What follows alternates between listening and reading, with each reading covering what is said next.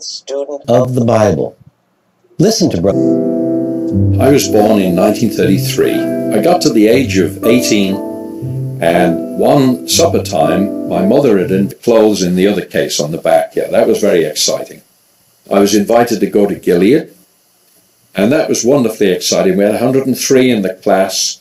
Little did I know at that time that I would be sent as a missionary to Ireland. So just to give you some idea of my perspective watching this testimony, I actually met Alan Boyle on my trip to the Watchtower facilities in 2003. So I was 23 at the time, and I don't have... Well, I do remember quite a bit from my trip. I went to the Brooklyn, Bethel, I went to Wallkill, and I went to Patterson. And probably of all those three locations, the one I remember most is Patterson. For some reason, my memory is most vivid from that tour. And one of the parts of the tour was stopping by the art department. And at that time, at the time that we were taking the tour, we passed into Alan Boyle's studio, and we actually had a little... what's the word, not lecture, but just like a little presentation from him about his process and his technique, because he seemed to have been a very accomplished artist and painter, and he showed us how he mixed all his own oil colours. I remember him showing us a jar of kind of yellowish powder, and I remember him saying, "Where do you think this comes from?"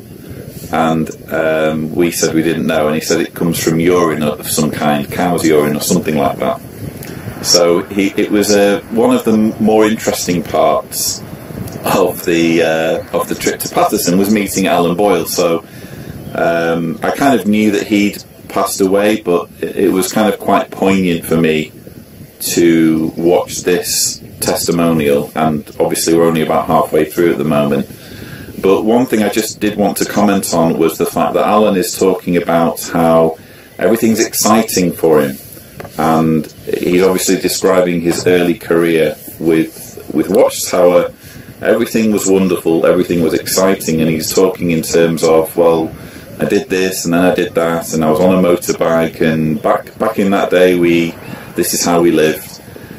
There's nothing in the experience that speaks to the truth of the organisation that he's serving. In other words, it really shouldn't matter whether what Alan was doing was exciting or not. What should matter is that he's serving God's only one true religion on the earth. So it could conceivably be that it's not exciting to serve God's organisation. It might not be wonderful at times. You think of stories in the Bible of God's prophets being mistreated and abused and killed. Well, they were just doing apparently what God was telling them to do, and it wasn't wonderful or exciting for them. So I don't really understand the relevance of everything being wonderful and everything being exciting, unless it's to try and manipulate people into doing what Alan has done and using his life in a similar way to the way he's used his life, with little regard for whether it's actually true or not, just focusing instead on the fact that, hey, you'll enjoy yourself, you'll have a blast, it's wonderful, it's exciting, do what I did.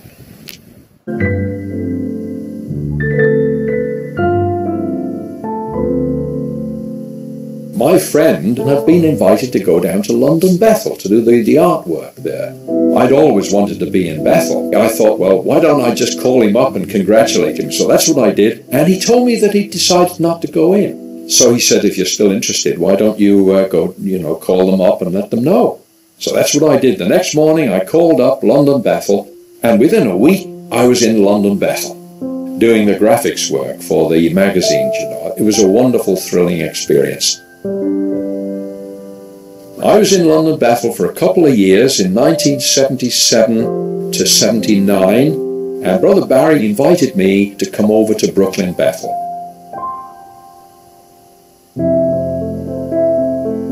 You know that you're doing something that's going to be beneficial and helpful to other people, to people even in different languages, different cultures. A little painting that you do is going to help them to get a memory of something significant. One of the most beautiful things about working in the art department and doing paintings is that it makes you do research. You have to investigate, is this the right time of the day? Is it night? Is it day? What's the sky look like? What was it like before the flood?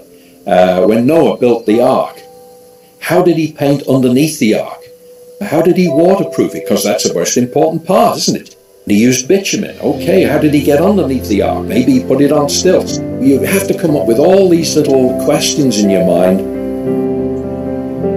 I found that part really interesting, because what Alan is doing, if you think about it, is he's unravelling what religion is to begin with, which is the product of human minds.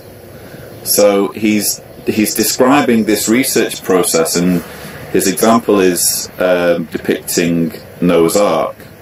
And there is this painting that he did, this beautiful painting, by the way. And let me just add that I'm a big fan of his artwork. And if you actually go to Patterson, I don't know how much of his art is on the walls in other facilities. I'd imagine they've brought some of it across to Warwick, but certainly at Patterson, you have these immense oil paintings that Alan has done, and they're breathtaking. They are really, really beautiful. That doesn't make what he's painted true, but aesthetically, they're very moving. They're very. He was a good artist. But what interests me here is he's talking about the role that his imagination played in reenacting Bible stories that don't make any sense. And he's very kind of deftly pointed out one problem out of many with the story of Noah's Ark, which was how on earth did they paint the underbelly with bitumen? Because it had that, as he says, that was arguably the most crucial part of the vessel, would have been the underbelly, and his solution was to raise the whole thing up on stilts. So that's how he thinks it happened. But again, this is not something, it's not like archaeologists have uncovered the remains of the ark and confirmed that, oh yes, Noah must have used stilts because we found this evidence to suggest that. It's purely his imagination. He just has to think in his head, well, this is how it must have happened, therefore that's what I'm going to paint. And if you think about it, that's all religion is, period. It's someone saying, I think this happened, and then a few generations later someone embellishes that with, well, they're saying this happened, but here's how it must have happened, and then a few generations later, and by the end of it, it's like Chinese whispers. You end up with this completely detailed narrative that is mostly just the concoctions of human minds. To do the research was very rewarding.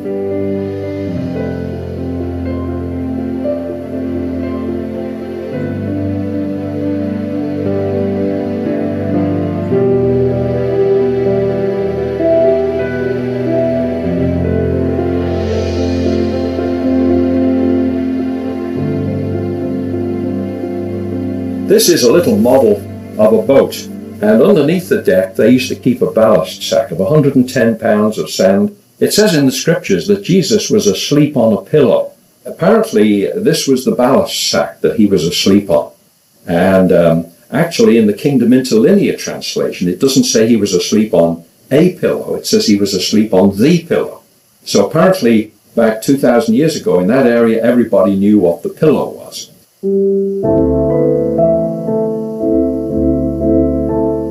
I remember meeting a brother once who'd been to Siberia, and he'd taken a snapshot of somebody's kitchen in Siberia.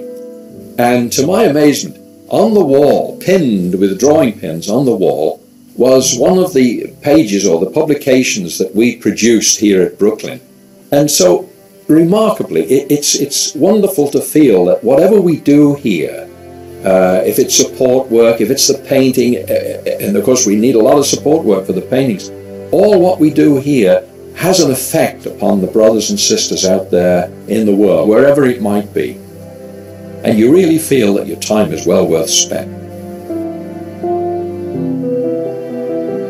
You're adorning the word of truth.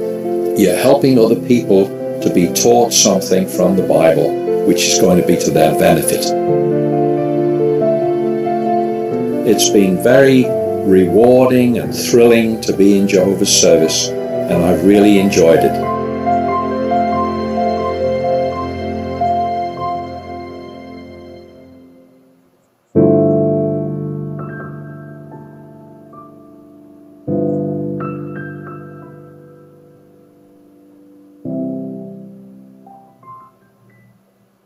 Alan Boyle finished his earthly course in 2016.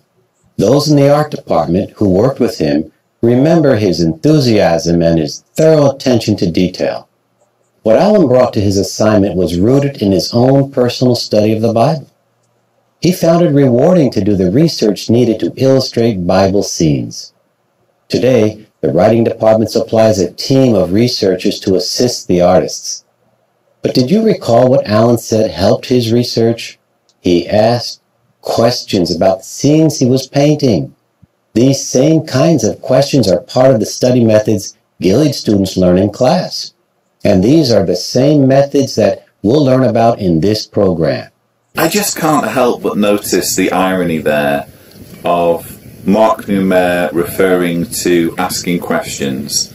He's pointing to Alan Boyle's story. In case you're wondering what it means that Alan finished his earthly course, what that means is that Alan believed he was one of the anointed, one of the 144,000, among which is counted the governing body, who will rule in heaven with Jesus over the paradise earth that's been cleansed of all wicked people, and by wicked people I mean everyone who isn't a Jehovah's Witness. But he refers to this element of Alan's story, which is of asking questions, and again the example that was given was, well, how did Noah paint the underside of his ark in bitumen? Yes, it is important to ask questions. It's always important to ask questions. But what Mark Numer isn't telling the audience is that there is a limit to what kind of questions you can ask. And that's, for me, one of the most frustrating parts of being a Jehovah's Witness, is that if you come up with a question that can't be answered in the organisation's publications, and inevitably that will be the case, because the organisation's publications are written from a very narrow viewpoint and presupposing a whole lot of stuff. If you come up with a question that can't be answered, well, what you're supposed to do is wait on Jehovah, and having exhausted all of the suggestions, which is to pray, do more research. Flora pelo Brasil chegou em Ouro Preto. Florinha, olha seu pai lá. Ai, meu Deus. Então juntou o balai com a tampa. Aquele ali é o Paulo, meu marido. Tá, pimentinha? O que aconteceu? Ai, Paulo, tá no piriri, coitado. Você deu floratil pra ele? Não, eu dei um outro que me indicaram, mas ainda não fez efeito, então acho que eu joguei dinheiro fora. Floratil começa a agir 4 vezes mais rápido. Aí você não perde a viagem. Quem tem bagagem, tem Floratil.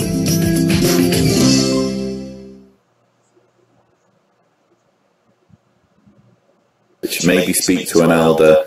Having exhausted all of that, you're just supposed to forget that question or not think about it.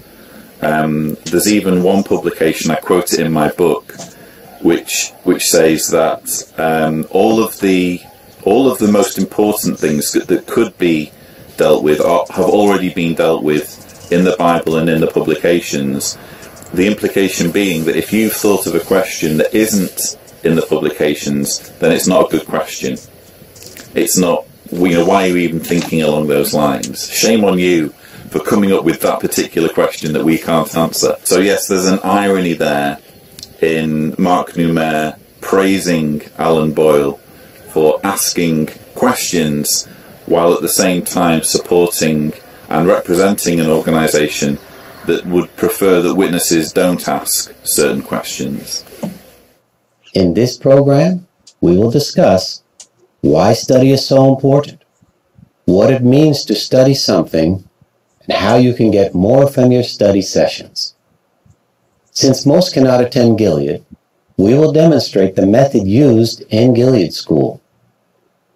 First, why is study so important? Only by study can we keep a tight grip on the Word of life. Whether we have the heavenly or earthly hope, Paul's words can help us gain the prize of eternal life.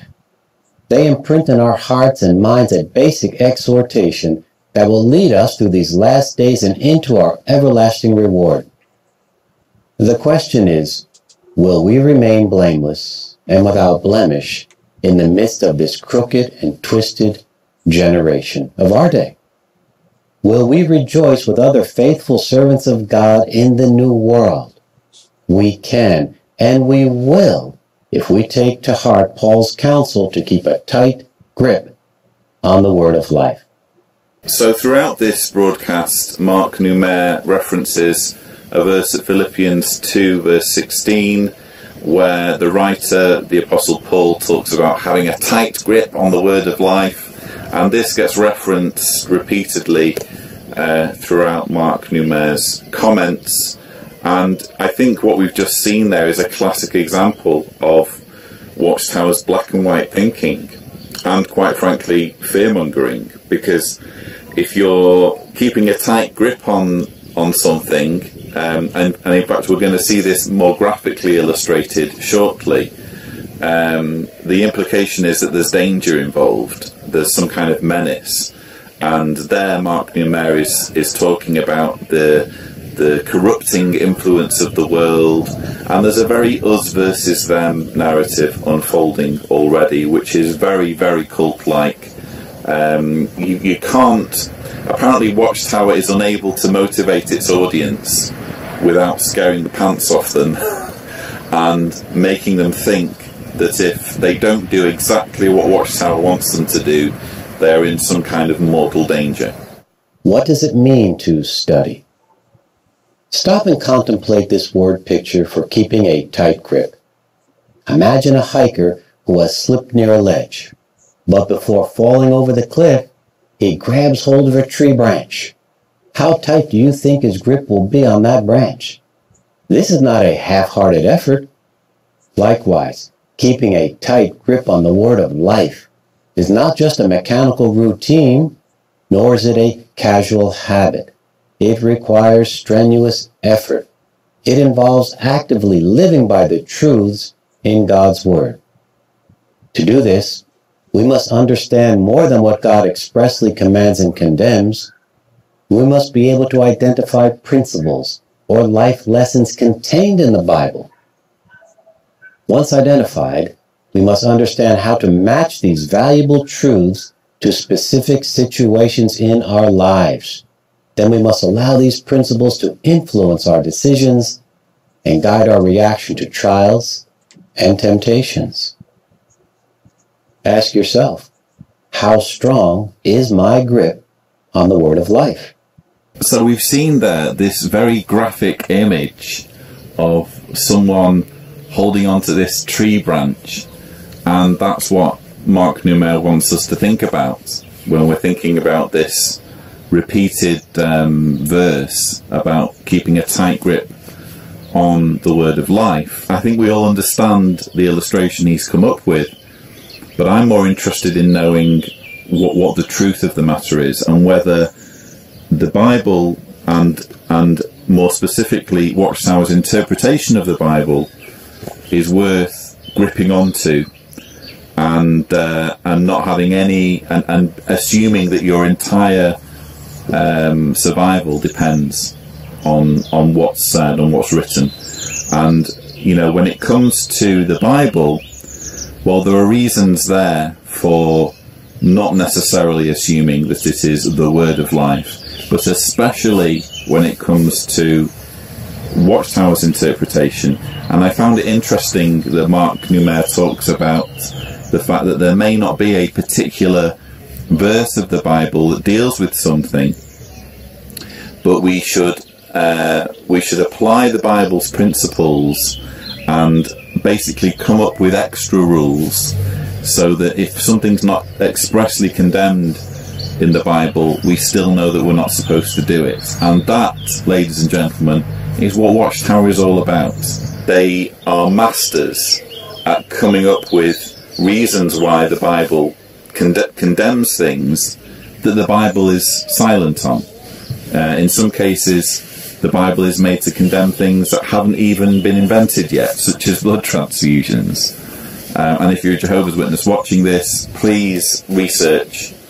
I'm not going to repeat myself about Pikuach Nefesh, the rabbinic principle and all that kind of thing. Just look at the JW Facts page on blood transfusions, and it will quickly become apparent that the Bible, quite apart from being silent on blood transfusions, it could even be argued that the Bible writers would be against Watchtower's stance on blood.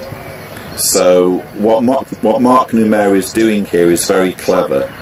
He is appealing to the emotions. He is appealing to the very primal dread that we all have of our mortality. And he's saying, if you want to carry on living, if you want to have a tight grip on life, you'll do exactly what Watchtower wants you to do. This is not about old methods or new methods, nor is it about what device you are using. This discussion transcends devices. Study requires active thinking. In a world of increasing distractions, this is becoming an even greater challenge. We often receive instant information that enables us to quickly recite facts.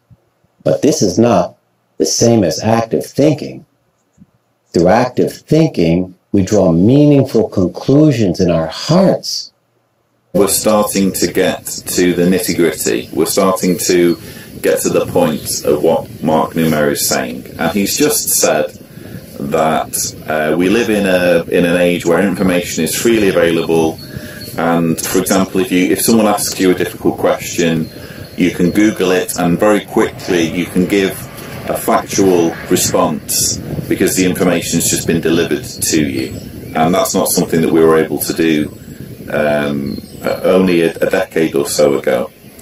And he's saying that has created a culture where people don't do enough thinking, and what's needed is for witnesses to do what he calls active thinking, which basically means to meditate on the Bible and specifically Watchtower's interpretation of the Bible. And that's basically where his discussion is going now, that it's not enough to simply take in the information, to read something, oh yeah, I understand that, and move on. He wants, or Watchtower wants, Jehovah's Witnesses to go over it and over it and over it and basically brainwash themselves. We are certainly grateful for all the study tools we've been given. We should use these to the full. At the same time, we need to be careful that these tools do not cause us to develop mental laziness. Devices can help us to access information, but they can't think for us. We must work hard if we are to develop new patterns of thinking. For example, if we study the Watchtower on a device, we can use the hyperlink feature to read the scriptures. With a simple touch, we quickly find and read the verse. That is good. If you regularly do this, you get a grip on the Word of Life. But would you like to get a tight grip on the Word of Life? To get a tight grip requires more effort than a swipe of a finger and then swiftly moving on. You need to slow down and analyze the material. Only then will the information you study become imprinted on your mind and heart, leaving a clear and distinct impression.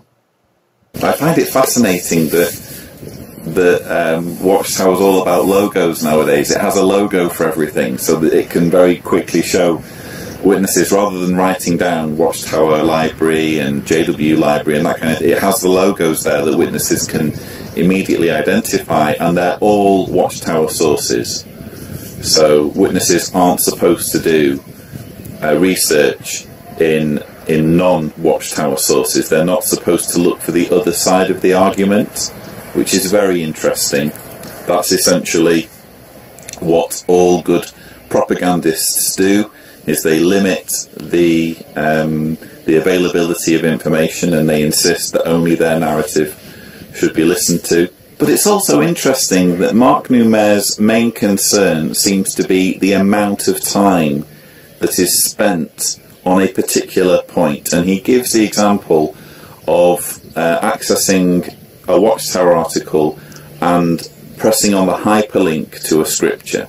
So he's talking about when a witness is reading the Watchtower article, and in the past, if you were reading a magazine, you'd literally have to, in your Bible, look up the scripture. That's kind of the old school way that I was raised to do research. But nowadays, of course, everything's digital, so witnesses can just tap on the scripture, and the scripture's there. And he says that that's a good thing, but it could, if that's all you're doing is just tapping and then moving on and then tapping and moving on, well, that could lead to laziness. Yeah, I forget the exact wording that he uses, but I don't quite understand why. I mean, as far as I'm concerned, the amount of time that you devote to a piece of information and to thinking about a piece of information should depend on how relevant that information is, and how meaningful it is, and how complicated it is. So in other words, you shouldn't have to obsess over a piece of information just because it's in the magazines or just because it's in the Bible. It should depend on a variety of factors, most notably, again, is it relevant? Is it complicated? Do I need to spend a lot of time, or is this actually something that's very simple and not too profound? So that kind of, for me, sums up perfectly the whole approach that Watchtower takes, which is to say, well, we want you to spend time on this, whether it's meaningful or not. We really kind of want you to view research as an act of worship in and of itself. And even if something seems very straightforward, we'd actually like you to kind of linger on it and kind of almost obsessively comb through it, because if you just skirt past and move on to something else, then you're just being lazy. I think that there's a flaw in that argument. The following poem, written by English journalist Rudyard Kipling, can help guide better thinking. I keep 6 honest serving men. They taught me all I knew. Their names are what and why and when and how and where and who.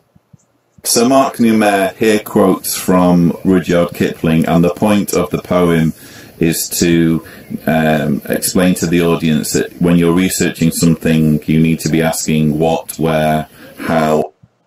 Bom, tá aí, a gente estava transmitindo esse vídeo aí é do canal do John Sellers, que hoje também é um dos grandes estudiosos sobre testemunho de Jeová. Eu acho que vale muito a pena você continuar assistindo depois, né? Tá aí já praticamente o tema, já tá tudo aí, é um vídeo bastante longo. Eu fiz questão de deixar um pouco para vocês poderem acompanhar e para vocês poderem ver o seguinte. Primeiro, algumas coisas interessantes. Esse vídeo, ele trata exatamente de um assunto que a gente sempre vem tratando aqui no nosso canal.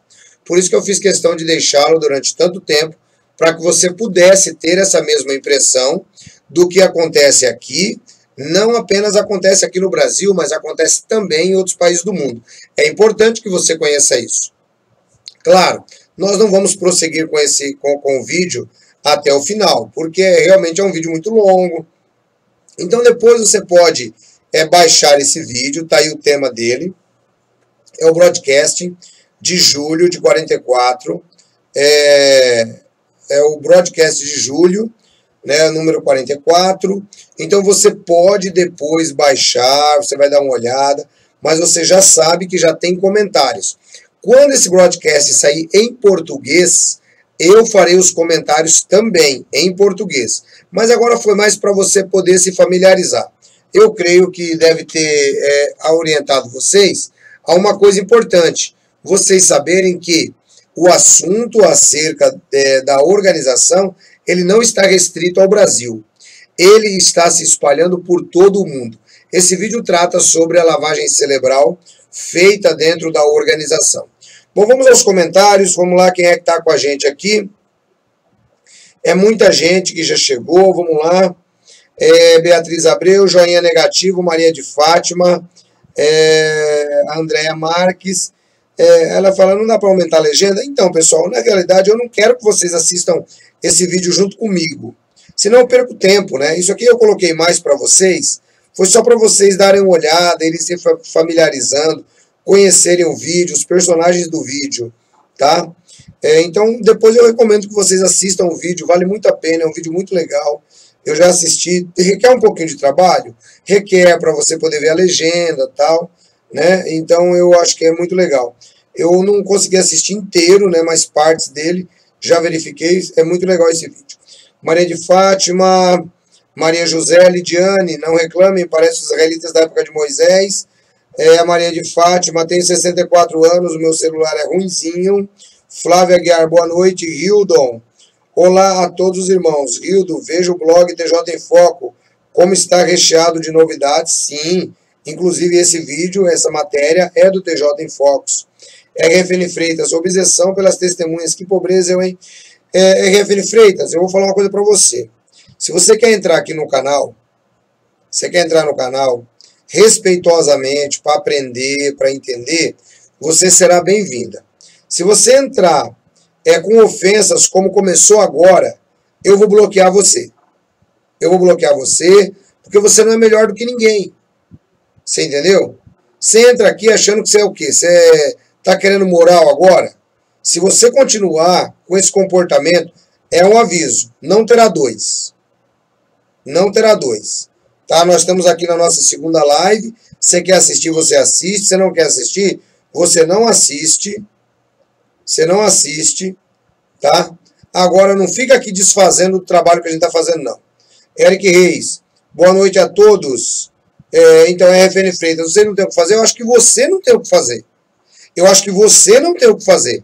Porque, a partir do momento que você está aqui, né, especulando, eu acho que você devia estar lendo a Sentinela, eu acho que você devia estar lendo lá as cartilhinhas.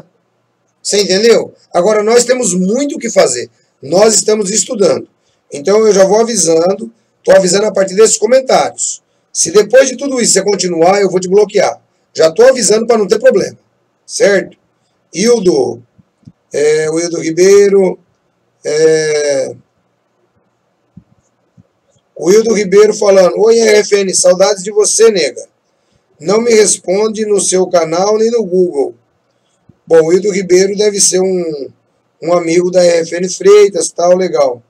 Marcos Bruder, ensino frio, nem parece que está falando a palavra de Deus. Voz chata, parece um robô. Legal. Hildo, e pelo jeito você está cheio de saudades do seu povo. Adelina, temos sim, RFN Freitas, aprender aqui no canal do irmão Edson, aquilo que o corpo governante desvirtua. Wildon, desculpe, irmão Edson, é para dar uma moral nessa nega da RFN Freitas. Não, fica tranquilo. Eu já também avisei para ela agora. Se ela continuar com brincadeira, ela será excluída do canal. Flávia Guiar, hoje em dia não dá mais para varrer a sujeira para debaixo do tapete. Não dá. É verdade. Janir Souza, boa noite a todos. Hildo, sou amigo dessa nega. Sou amigo dessa nega. Não, ancião. Ela tem que ser silenciada. Bom, então tá aí. RFN Freitas, está dado o recado para você. Se você continuar com essa palhaçada aí, querendo tirar, onde você entrou aqui, ficou tirando a mulher aí da novela, né? O pessoal falou comigo hoje, eu recebi um monte de reclamação por causa de você hoje. Recebi reclamação do WhatsApp, porque falaram, você não cortou a RFN Freitas. A RFN Freitas estava estava com gracinha e você não falou nada. Então, eu não vi as gracinhas que estava fazendo ontem, né? Eu não vi muitas coisas. Então, por favor, se você for continuar desse jeito, é melhor você não entrar. Se você continuar entrando com essa palhaçada aí, eu vou te bloquear, tá? O Cristão Legendário, RFN Freitas, ainda vou te converter para o Senhor, Varoa Vigorosa. Ana Cris está dando um oi. É isso aí. Então, pessoal, o que acontece? O que eu gostaria que vocês vissem? Gostaria que vocês vissem depois esse broadcast, ele está em inglês. Veja, o nosso canal, juntamente com o TJ em Foco, traz a notícia para você em primeira mão. Traz a notícia para você em primeira mão. Sempre. Sempre, sempre, sempre, sempre. Tá aí, agora, o Flávio Aguiar, ele diz assim, ó. Ela entra por curiosidade. Uma hora ela ainda acorda. Eu não bloquearia. Tá bom, então eu vou fazer uma enquete agora. Vamos a uma votação. Vamos a uma votação porque o nosso canal é democrático. Como a RFN Freitas, ela praticamente já transita no canal há muito tempo, eu vou pedir a opinião de vocês. Vamos lá, eu quero pelo menos... bom, não sei quantos tem assistindo agora, alguém me auxilia? Quantos estão assistindo agora? Alguém sabe me dizer? Que eu não sei, eu ainda não tenho muito jeito aqui com esse negócio, não sei quantos estão assistindo. Alguém poderia me falar quantos estão ao vivo na live agora? Flor, Legendário, Val Cristina, Spurgeon, algum de vocês sabe me dizer quantos estão ao vivo? Que eu vou fazer uma votação já. 44. Bom, 44 estão assistindo. Vamos lá, tá aberta a votação. Bloqueia ou não bloqueia a RFN Freitas? Ela tem jeito ou não? Eu vou pela maioria. Eu só quero sim ou não. Ana Laura, perdoa a RFN Freitas, ela não sabe o que faz. Legal, então tá aí. Mas eu queria um voto agora. Sim ou não, sim ou não, sim ou não. E alguém computando para mim isso aí, porque eu não tenho condições também, né? Vamos lá, nós vamos bloquear a RFN Freitas ou não? Gente, só escreve sim ou não. Não fica escrevendo comentário agora. Só quero sim ou não. O número de sim vai ganhar ou o número de não vai ganhar. Vamos lá, porque eu devo uma resposta ao pessoal do canal. Me cobraram hoje o bloqueio da RFN Freitas. Vamos ver então. Não, não, não, não. Vamos lá, eu quero ver não. Não. Não. Sim. Opa, temos um sim, ó.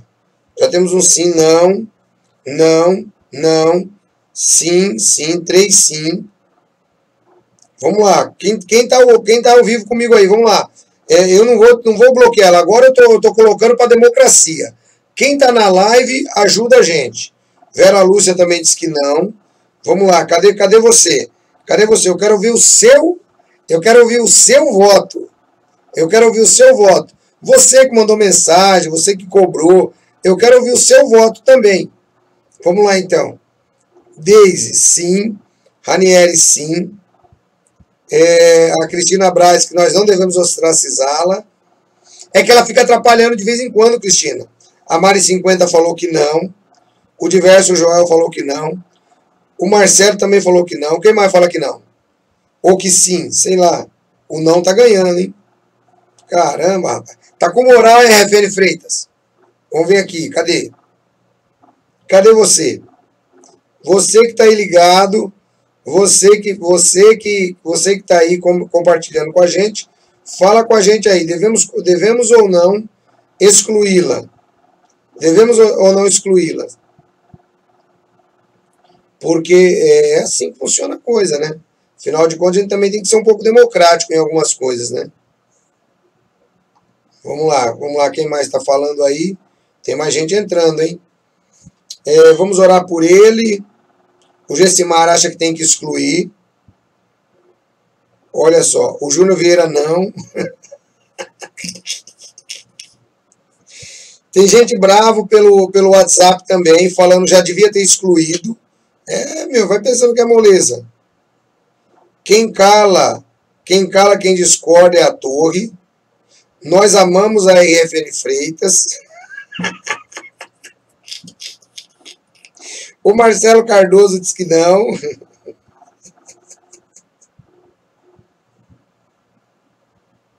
A Mari, é só não dar tanta importância para ela.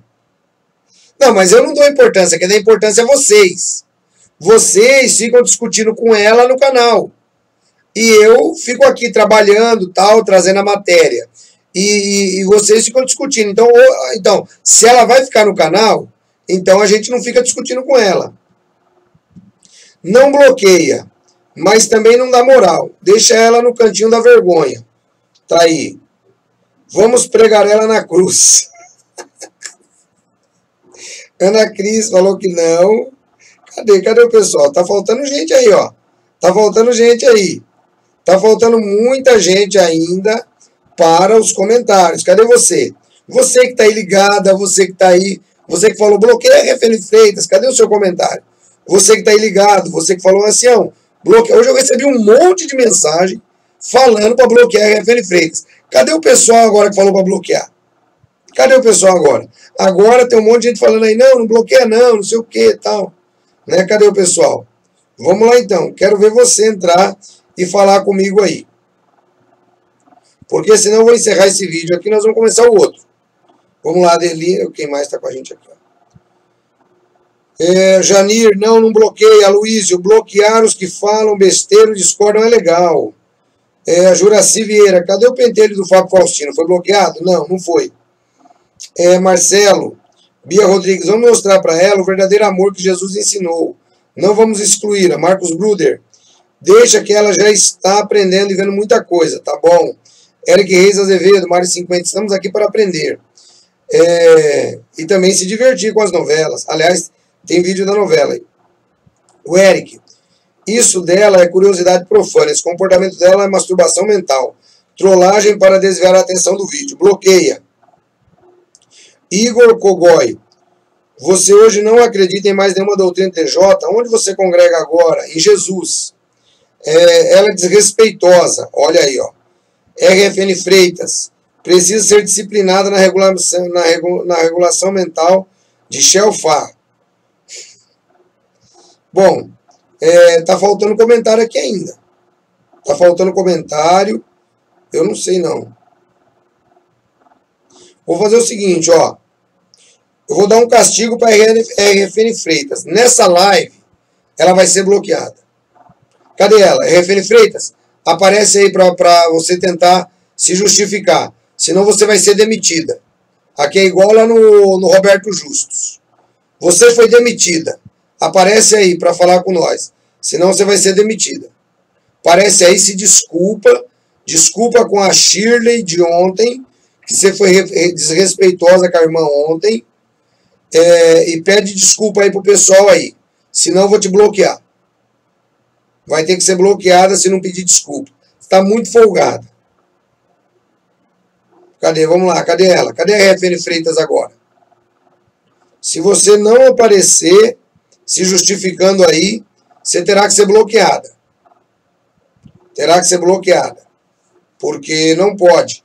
Não pode ser desrespeitosa. Ontem você foi desrespeitosa com a nossa irmã Shirley. Vários irmãos criticaram, me mandaram mensagem hoje. Para ficar no canal tem que ter respeito. Então vamos lá, cadê ela? Cadê ela? Sumiu, tá vendo? Vai ter que ser bloqueado, ó, eu tô falando para vocês. Sumiu. Cadê você, RFN Freitas? Aparece aí pra gente poder fazer um julgamento certinho. Você entrou pra comissão. Só que a comissão é 44 pessoas. 49, 50, não sei. Vou ter que bloquear você. Certo? Se você não aparecer aí. Olha aí, o pessoal, desassocia ela. Carlos Souza, boa noite. Tô aguardando, RFN Freitas. O vídeo tá parado por causa de você. Você percebeu isso?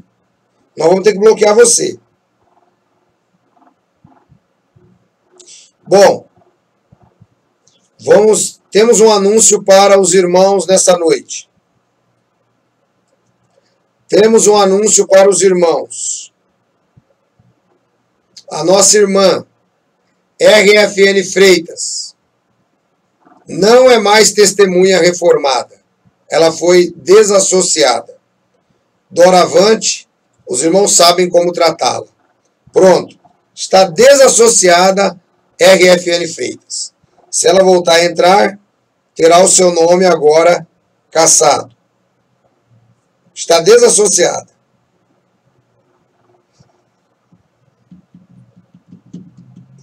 Ela não está arrependida, legendário. Ela não demonstra nenhum grau de arrependimento. Ofendeu a irmã, agora entrou aqui já querendo cantar de galo, foi desassociada.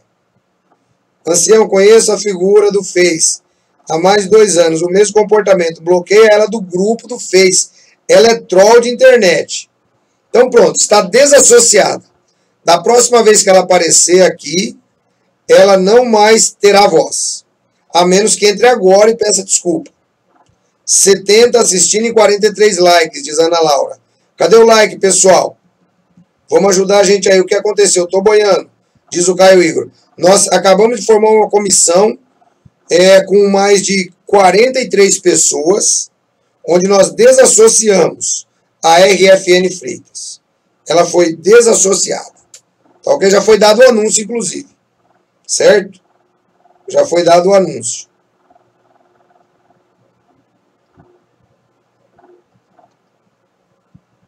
Tá feito aí. A RFN Freitas, a nossa irmã foi desassociada, tá bom? Estamos combinados assim então, pessoal?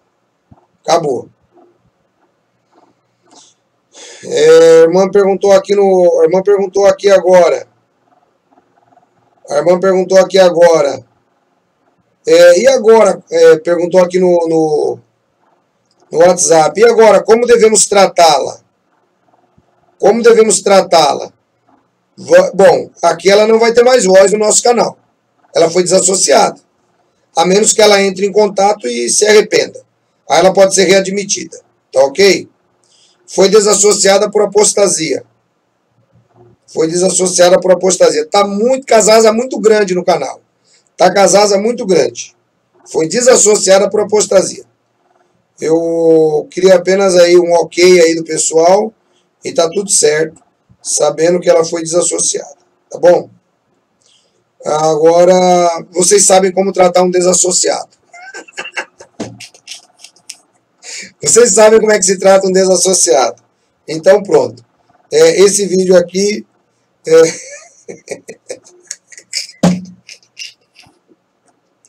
O Henrique Teco, tá falando aí, ó. Foi desassociada, acabou, tá desassociada. Vocês sabem como é que trata. A Ana Cris, ó, as mulheres do canal estão bravas com a FN Freitas. Nem oi deve ser dar mais. Mari 50, concordo com você, Ana Cris. Aos homens do canal, tá vendo? Vocês ficaram dando moral pra menina? A menina acabou sendo desassociada aí à toa, tá vendo? Vamos tocar em frente, vamos pra frente. Bom, esse vídeo acabou com a desassociação da RFN Freitas. Vamos voltar que tem mais coisa importante.